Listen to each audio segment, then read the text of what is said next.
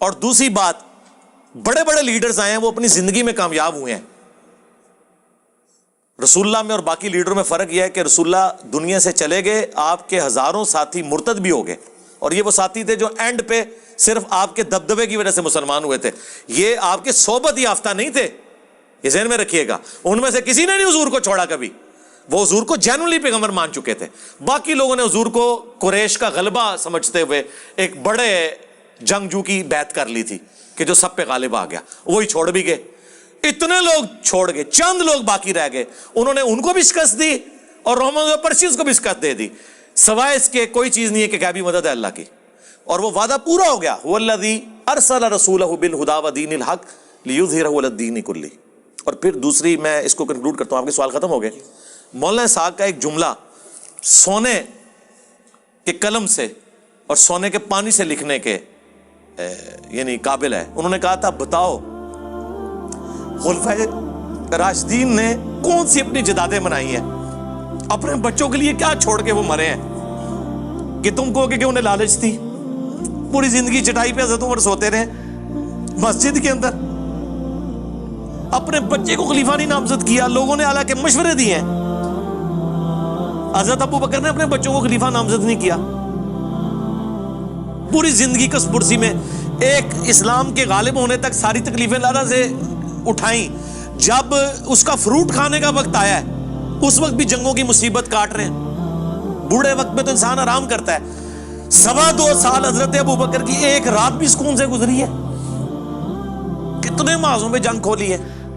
منکرین زکوٰۃ، مسیلمہ کذاب، Persian umpire, اور ایون رومن امپائر کے لیے بھی آپ نے اپنے، وہ جب حضرت بلال نہیں ان کو روک رہے تھے، حضرت بلال کو بھی بھیجنا پڑا. حضرت عمر کی پوری زندگی جنگوں سے عبارت ہے. پھر اپنی اولاد کے لیے کیا چھوڑ کے مرے. زیادہ خلیفہ بنا جاتے نا. جنہوں نے خلیفہ بنایا بنو امیہ نے، وہ نظر آ رہا ہے دنیا کے لیے سب کچھ کیا. جنہوں نے اللہ کے لیے کیا، انہوں نے تو اپنی اولاد کو کچھ نہیں دیا. اولاد تو ان کی اسی طرح ہی رہی ہے. محمد بن ابی بکر کو بنو امیہ نے قتل کیا، عبد الرحمن بن ابی بکر کو بنو امیہ نے قتل کیا. ویسے تو کہتے ہیں جی حضرت ابو بکر کی جو اولاد سے ہیں امام جعفر، ٹھیک ہے، تو یہ بتاؤ نا، امام جعفر حضرت ابو بکر کی اس اولاد سے ہیں کہ جس اولاد کو بنو امیہ نے قتل کروایا ہے. محمد بن ابی بکر اگلی گل نہیں دستے، ادھی گل دستے ہیں.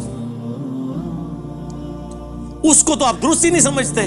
یعنی اس سے مراد میں ناسبیوں کو کہہ رہا ہوں. اور ہمیں دوز لگاتے ہیں جی جو ائمہ تھے اہل بیت کے، وہ تو حضرت بکر کی اولاد میں. کیڑی اولاد؟ وہ اولاد جن کی پرورش مولا علی نے کی تھی، محمد بن بکر کی، جو جنگ جمل میں حضرت عائشہ کو سمجھاتے تھے.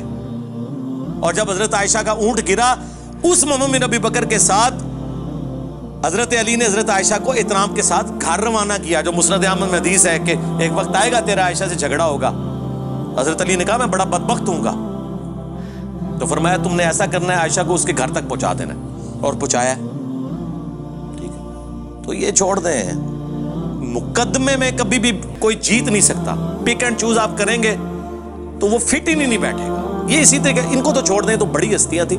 میں اپنے بارے میں دیکھتا ہوں کہ میرے بارے میں بلیم لگا رہے ہیں کہ جناب یہود و نصارہ سے فنڈنگ آ رہی ہے. آپ کیا سمجھتے ہیں یہ جب بکواس کر رہے ہوتے ہیں تو اس سے میرے کوئی ارادہ متزلزل ہوتا ہے؟ میرے تو ایمان میں اور اضافہ ہوتا ہے کہ یا اللہ میں واقعی ٹھیک ہوں، مجھے تو پتہ ہے مجھے فنڈنگ نہیں آ رہی. ٹھیک ہے، تو میں تو اور پکا ہو جاتا ہوں نا. اس کے جھوٹے الزام لگانے سے کیا سمجھتے ہیں یہ کہ مجھے پیچھے کر لیں گے؟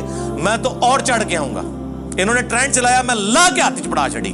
انہیں اس وقت انہوں روندے ہون گے کہ ایسی ٹرینڈ کیوں چلایا. اور ٹرینڈ بھی خیر ان کے اوپر الٹ گیا. اس ٹرینڈ میں تو سارے میکسیمم کمنٹس ہمارے حق میں تھے، ان کے حق میں تو بہت تھوڑے کمنٹس تھے.